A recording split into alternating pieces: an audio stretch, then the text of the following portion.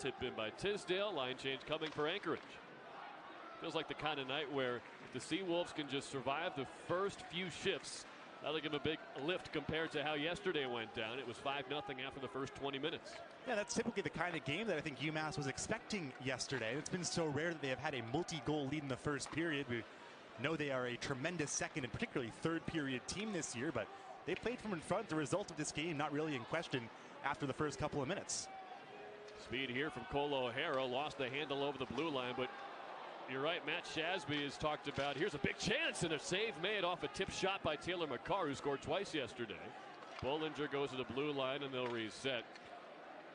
Matt Shasby had talked about that game. I think there was a lot of frustration about the way the Vermont game ended on Saturday, and must have felt cathartic, those 5 goals in the first period yesterday. I think it was a frustrating night for Hockey East yesterday, with the exception of UMass's performance here, as Tornquist got tied up. Touch pass across to Morrow. They had Holy Cross go into the Tsonga Center and tie UMass low. Riverhawks won in an essentially meaningless shootout. Union upset Vermont. Yale upset Merrimack. But a classic one today just wrapped up at Connie Forum. Boston College comes back to beat Providence 5-3. One-timer, they score! High glove side, bar down. A beauty for Mercury. A remarkable finish from the top line center for UMass, who has taken some major strides in his junior season.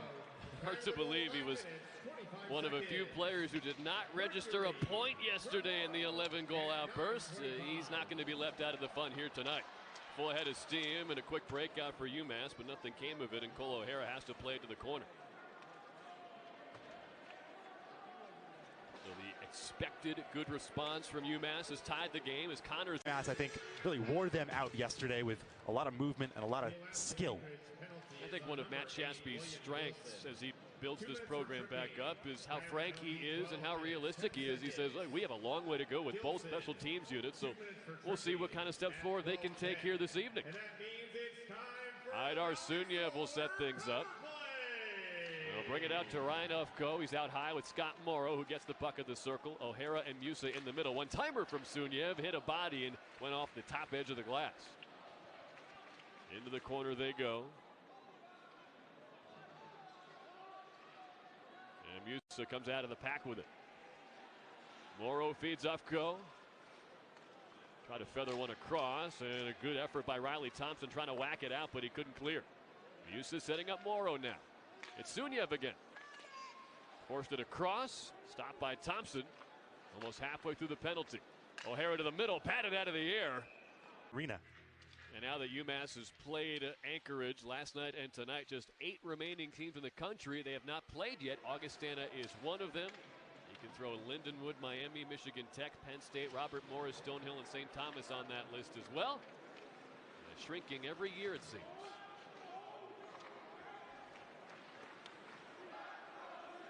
Heading to the final 5 minutes of period 1.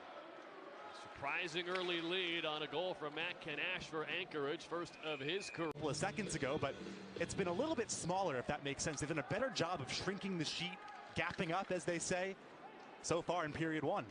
A good example of that is wrinkle that Matt Shasby has to deal with that most other coaches don't.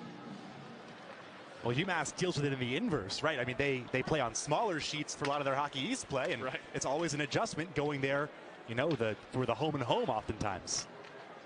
McCarr goes hard to the corner with Bamber, who's been all over the ice tonight. Nice drop back feed to Gunnar Van Dam, slides his way ahead. This is Matt Kinash, the goal scorer, searching for an option in the middle, but it was blocked. Came back toward Kinash, reaching for it. Tornquist trying to force it out, but kept him by LaJoy. Spinning puck out to... The second period coming into this weekend had really been their sore spot, and yesterday, weirdly enough, it ended up being their lone bright 20 minutes, and the period that Greg Carville was the most concerned about on the UMass side.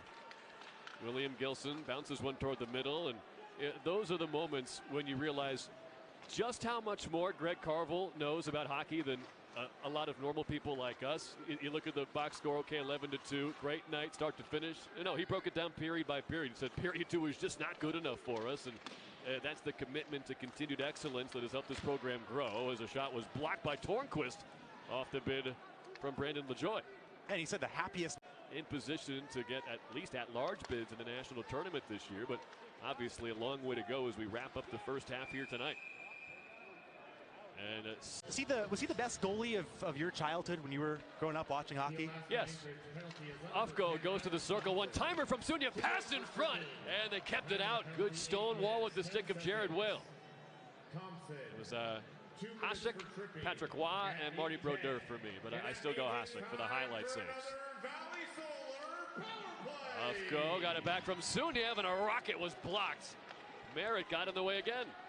But that was already much better. UMass was able to get east-west a little bit chance with the Valley Solar power play. Now, Greg Carvel was asked about all the penalties for Anchorage. He says, well, they have to play most of their games on the road. They're an aggressive physical team. And that's just kind of life in hockey for groups like that. It's not necessarily a lack of discipline, but as you said, that's an infraction that no coach likes to see. Sunyev went down. He'll throw it in. And they'll regroup at center.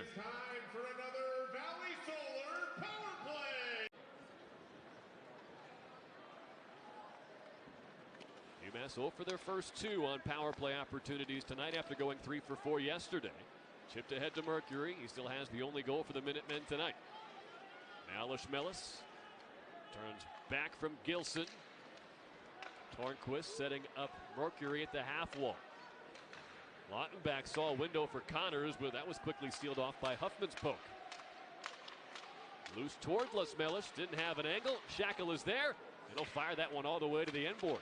UMass kept almost entirely to the outside there. That was a really good kill. I think there's no, in many people's eyes, the best developmental hockey program in the United States, but only 4 games of juniors experience, and he came right into UMass and was thrust into that #1 defensive role from a very early stage. I remember his first few games, he was walking through defenses, scoring highlight reel goals, probably thinking, this college hockey thing's not too tough.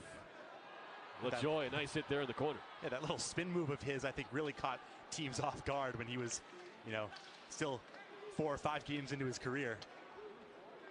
And what a complete player Scott Morrow has become, as that one's rifled wide by Ben Anderson, looking for his first collegiate goal. Murray now able to connect with Cosman, who swipes one ahead. Race for the puck. It's Huffman and Van Roboys. And Roboys got a piece of it, jammed out to Cosman. Nice pass to a wide open Aaron Bollinger. Final 5 minutes of period 2. Down deep to Cam O'Neill, a 2-point night yesterday. Another block shot, that time for Huffman. And they're going to wind up with 30 block shots if they keep this pace up tonight. LaJoy a hard dump in, and Bollinger will retrieve. I think it shows when you're going up against a team full of, 20-somethings that you've got more strength than the frame would maybe indicate on paper. That's why Greg Carvel, he was certainly happy for Lashmelis to make the World Junior roster, as Robble had to make a tough save on Ben Anderson. He said he's played, again, against NHLers on the national stage, so just another feather in Lashmelis' cap. Said he hopes he gets plenty of ice time and scores some goals. Just stay healthy. Morrow heads to the center point. Final minute of period 2. Morrow's shot, save, Whale popped in the air, and he makes power play number 5 for UMass. After they killed on off of 4-on-3 and then a 5-on-4 for a total of 2 minutes. Penalty is number 22, Aiden Weston. Time of the penalty, 1 minute, 54 seconds. Alaska Anchorage.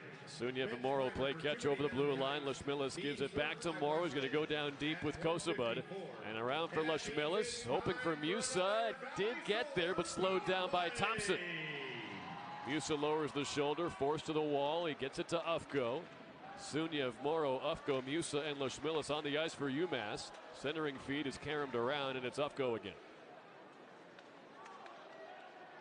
Watched by Thompson, gives to Morrow. One-timer grazed the cross. Puck drop yesterday as Alger tracks this one down. Penalty expired. He gets tangled up a little bit with Anderson. They'll play on. Some interesting non-conference results, to say the least, for Hockey East this weekend, as Anderson's denied. Connors will lift it up, but not out. Good job to keep it in by Osborne, and then he got punished for it by Taylor McCarr. Still cannot clear. Now some room for O'Hara. Look at that stick work from Matt Kinash, who has the 1 goal so far for Anchorage, but end of the shift, he'll dump it in. That's amazing what 1 goal can do. I mean, for your confidence, all of a sudden, you find that you get a little. We are halfway through period 3.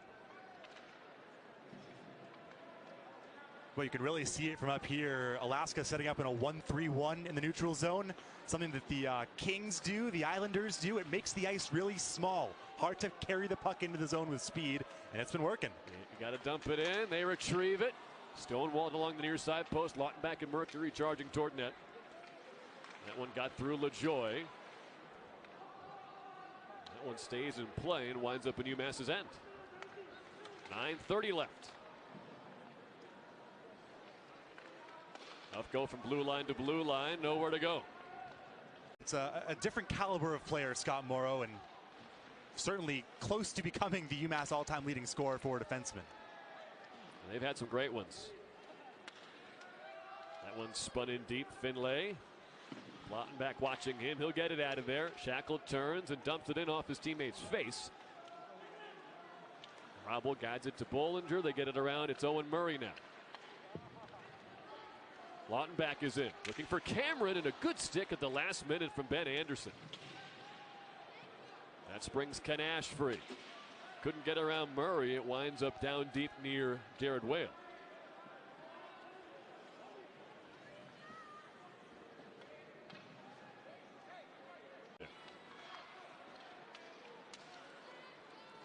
Suniev overshot Musa. Icing the call this time with 3:50. A very, very different final 3 minutes here from the Mullen Center. You've talked about the high ceiling of Idar Suniev and how much he's jumped off the page from day one here in Amherst.